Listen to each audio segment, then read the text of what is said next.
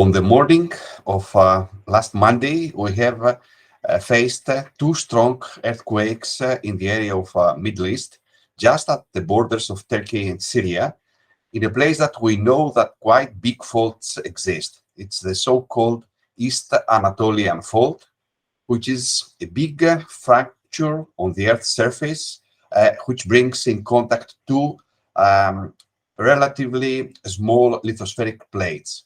It is the Saudi Arabia plate at the south and the Anatolian plate at the north.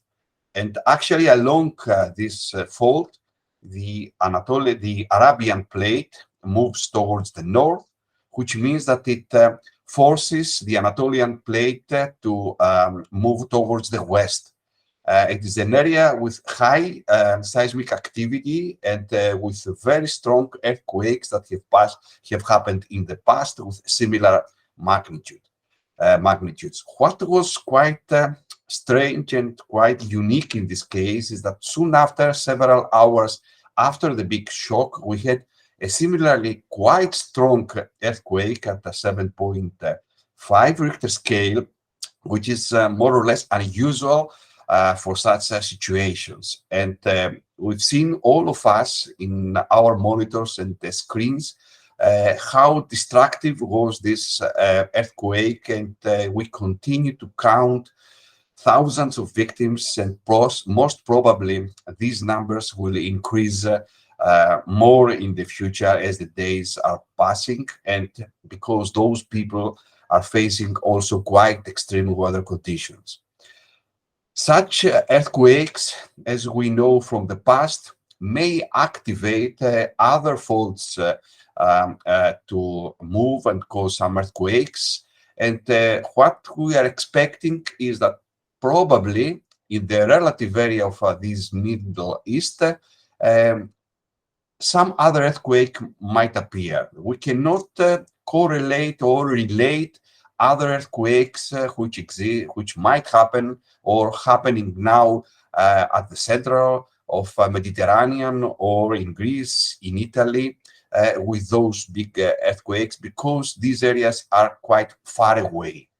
But as the area of Middle East is actually an area where several lithospheric plates interact together, what we expect in the far future, meaning in several decades or even centuries, is that this stress and displacement, which has been actually measured by some satellites at this area at about 4 meters sideways displacement, these displacements and stresses gradually will be transferred towards the west, most probably along another quite big fault that exists at the north part of Turkey, the North Anatolian Fault, and then all these displacements and stresses will be transferred into the area of Aegean and the area of Greece. But this is a situation that we know very well that is happening for millions of years in this area, and at present we hope that we won't have any other big event in the broader area.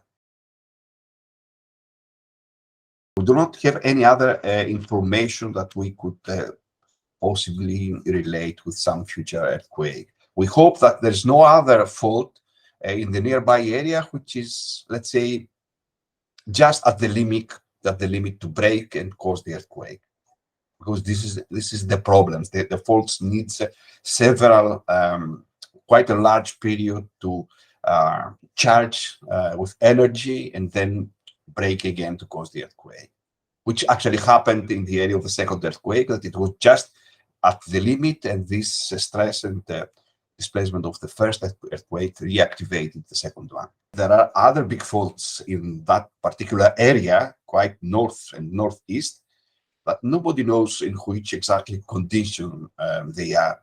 So, but if something such big happen, it should be in the broader area, nearby area of Middle East, not further to the west.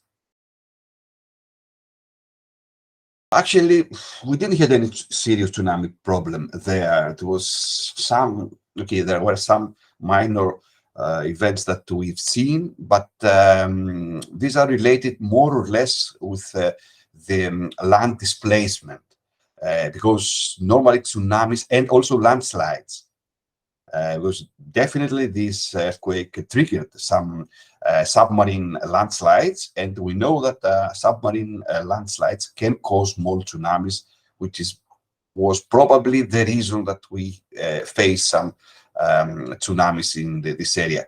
We have to remember that the earthquake was on land, so the tsunamis normally are generated by submarine earthquakes.